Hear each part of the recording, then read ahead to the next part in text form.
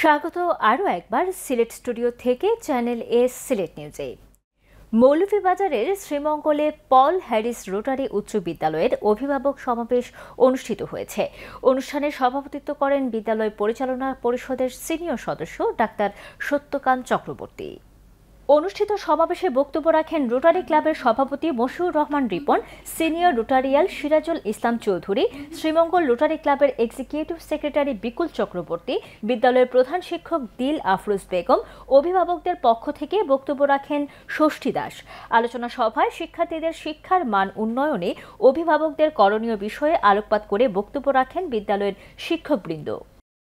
বাংলাদেশ জাতীয়তাবাদী শ্রমিক দল মৌলভীবাজার জেলা শাখার উদ্যোগে ৪৬তম প্রতিষ্ঠাবার্ষিকী উপলক্ষে বর্ণাঢ্য র্যালি ও আলোচনা সভা অনুষ্ঠিত হয়েছে। বিস্তারিত জানাচ্ছেন আমাদের মৌলভীবাজারের head of news Khaled Chowdhury. ক্যামেরায় ছিলেন অশ্বিনী সিনহা। বাংলাদেশ জাতীয়তাবাদী শ্রমিক দল মৌলভীবাজার জেলা শাখার উদ্যোগে ৪৬তম প্রতিষ্ঠাবার্ষিকী উপলক্ষে বর্ণাঢ্য র্যালি ও আলোচনা সভা অনুষ্ঠিত হয়েছে। উক্ত অনুষ্ঠানের বর্ণাঢ্য র্যালিটি উদ্বোধন করেন মৌলভীবাজার জেলা বিএনপির আহ্বায়ক ফয়জুল করিম ময়ূর। এই র্যালিতে আপনারা সকলে অংশগ্রহণ করছেন, সকলকে ধন্যবাদ জানাচ্ছি এবং এই র্যালির শুভ উদ্বোধন ঘোষণা করছি। বর্ণাঢ্য র্যালিটি কুসুমবাগ হতে শহর প্রদক্ষিণ করে পৌরসভা প্রাঙ্গণে সমাপ্ত হয়।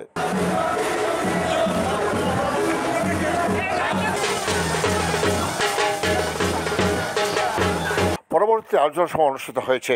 উক্ত আলোচনা সভায় বাংলাদেশ জাতীয়তাবাদী শ্রমিক দল জেলার সাধারণ সম্পাদক আজিজুল হক সেলিমের সঞ্চালনা সভাপতিত্ব করেন মৌলভীবাজার জেলা শ্রমিক দলের সভাপতি আলহাজ রফিকুল ইসলাম খান রশিক। প্রধান অতিথি হিসেবে উপস্থিত ছিলেন সাবেক মেয়র ফয়জুল করিম ময়ূর।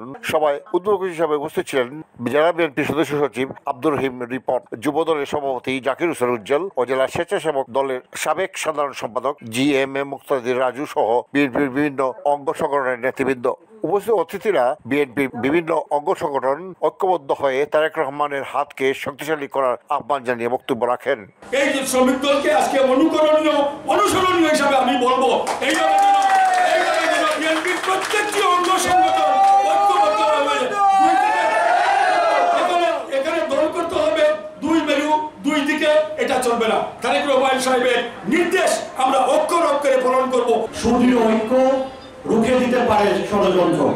আমাদের ঐক্যের কোনো বিকল্প নেই। আমরা জাতীয়তাবাদী শ্রমিক দল 1979 সালে শহীদ রাষ্ট্রপতি জিয়াউর রহমান প্রতিষ্ঠিত করেছিলেন দুসরাবে। উদ্দেশ্য ছিল বাংলাদেশের উন্নয়নে, বাংলাদেশের কলকারখানায় শ্রমিকদের অবদানে। বাংলাদেশে প্রায় 85% শ্রমিক যদি তার কাজ করবে যোগ দেয়, তাইলে বাংলাদেশের উন্নয়নে শ্রমিকদের অগ্রণী ভূমিকা আছে আমরা মনে করি। শহীদ রাষ্ট্রপতি জিয়াউর রহমান তৎকালীন সময় আমাদের শ্রমজীবী ভাইদের নিপীড়ন নির্যাতনের শিকার এই শ্রমজীবী গোষ্ঠীর কথা মাথায় রেখে তাদেরকে ঐক্যবদ্ধ করার জন্য, তাদের দাবি আদায় করার জন্য একটি প্ল্যাটফর্ম তৈরি করে দিয়েছিলেন। সেই প্ল্যাটফর্মের নাম হচ্ছে বাংলাদেশ জাতীয়তাবাদী শ্রমিক দল। শ্রমিক দলকে তিনি ঐক্যবদ্ধভাবে রাখার জন্য প্রাণান্তর করার চেষ্টা করে যাচ্ছেন আমার সেই প্রিয় নেতা জনাব রফিকুল ইসলাম খান রশিদ। ধন্যবাদ জানাই আমার মৌলভীবাজার জেলা শ্রমিক দলের সংগ্রামী সভাপতি সাহেবকে। উনি শুধু জাতীয়তাবাদী শ্রমিক দলের সভাপতি নয়, উনি এই শ্রমিক দলকে একটি পরিবার মনে করে আমাদের সকলকে বুকে আগলে রেখেছেন। Khaled Chowdhury, channel news, Moulvibazar. হবিগঞ্জে আন্তর্জাতিক শ্রমিক দিবসের অনুষ্ঠান শেষে ফেরার পথে হামলার শিকার হয়েছেন বিএনপির জাতীয় নির্বাহী কমিটির সদস্য ও হবিগঞ্জ 1 আসনের সাবেক এমপি শেখ সুজাত মিয়া। বৃহস্পতিবার দুপুরে নবীগঞ্জ হবিগঞ্জ সড়কের তিমিরপুর এলাকায় হামলার ঘটনা ঘটে। স্থানীয় সূত্র জানায়, শ্রমিক দলের উদ্যোগে আয়োজিত মে দিবসের র্যালি ও আলোচনা সভায় প্রধান অতিথি ছিলেন শেখ সুজাত মিয়া। অনুষ্ঠান শেষে গাড়িতে ওঠার মুহূর্তেই তিমিরপুর এলাকার কয়েকজন লোক দেশীয় অস্ত্র নিয়ে তার উপর হামলা চালায়। স্থানীয় বিএনপির নেতাকর্মীরা জানায়, হামলাকারীরা পিস্তল, রামদা ও ছুরি নিয়ে সাবেক এমপির উপর আক্রমণ করে। তবে সঙ্গে থাকা নেতাকর্মীদের প্রতিরোধে অল্পের জন্য রক্ষা রক্ষা পান শেখ সুজাত মিয়া। খবর পেয়ে নবীগঞ্জ থানার ওসি মোহাম্মদ কামাল হোসেনের নেতৃত্বে পুলিশ ঘটনাস্থলে পৌঁছে স্থানীয়দের সহায়তায় হামলাকারী জামিল মিয়াকে অস্ত্রসহ আটক করে।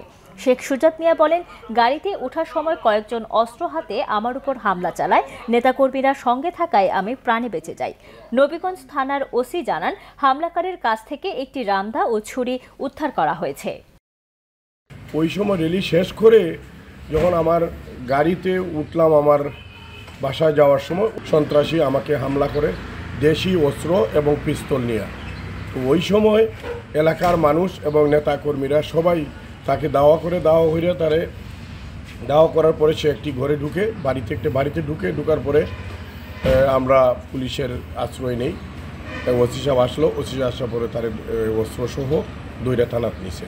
তো সংবাদ পাওয়ার সাথে 5 মিনিটের মধ্যে আমার পুলিশ ওখানে ঘটনাস্থলে উপস্থিত হয় এবং ঘটনাস্থলে উপস্থিত হওয়ার পর আমি নিজে যাই ওখানে। ওখানে জামিল হোসেন রানা নামে একজন লোককে একটি বাগানে, অর্থাৎ বাড়ির পাশে গাছতলায় একটা দা আর একটা ছোরা সহ অবস্থান করতে দেখি। তখন আমি থানায় নিয়ে আসি। মৌলভীবাজার সদর উপজেলার 8 নম্বর কনকপুর ইউনিয়নের 2 নম্বর ওয়ার্ড শাখার উদ্যোগে এক সংবর্ধনা অনুষ্ঠান অনুষ্ঠিত হয়েছে। মৌলভীবাজারের হেড অফ নিউজ খালেদ চৌধুরীর আরও একটি প্রতিবেদন। ক্যামেরায় ছিলেন অশ্বিনী সিনহা। প্রথম বাংলাদেশ আমার শেষ বাংলাদেশ, জীবন বাংলাদেশ আমার মরণ বাংলাদেশ। মৌলভীবাজারে সদর উপজেলার 8 নম্বর কনকপুর ইউনিয়ন বিএনপির 2 নম্বর ওয়ার্ড শাখার উদ্যোগে এক সংবর্ধনা অনুষ্ঠানের আয়োজন করা হয়েছে।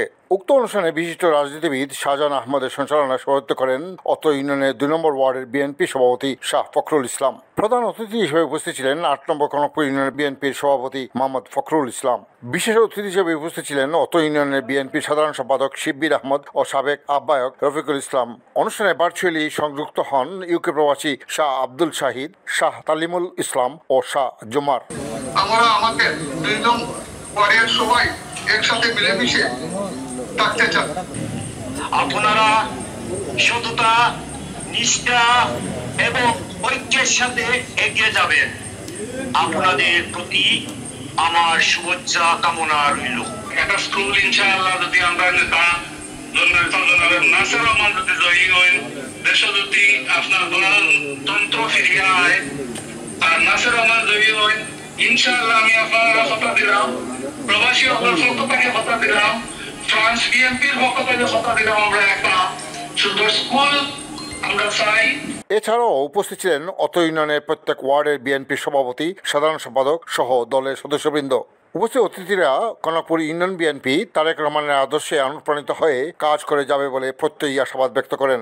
ইউনিয়ন কমিটির মাধ্যমে আগামী দিন এই কনকপুর ইউনিয়নের যা সুবিধা অসুবিধা থানা এবং জেলায় এবং আমাদের জনতা নাসির রহমান সাহেবের কাছে যাতে তুলে ধরতে পারি, সেই সমস্ত নেতৃবৃন্দকে ইউনিয়ন কমিটিতে জায়গা করে দেওয়ার চেষ্টা করবো ইনশাল্লাহ।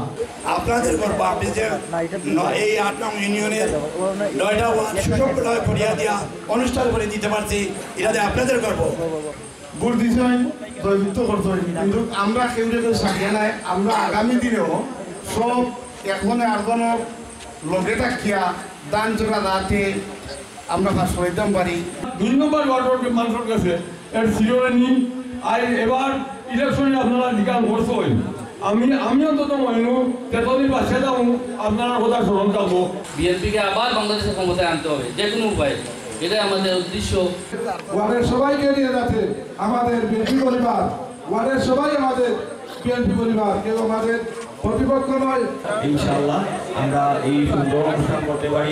আল্লাহ রাব্বুল আলামিনের কাছে কৃতজ্ঞতা প্রকাশ করছি এবং আজকের এই সংবর্ধনা অনুষ্ঠানকে সাফল্যমণ্ডিত করার জন্য সবাইকে আন্তরিকভাবে অভিনন্দন ও শুভেচ্ছা।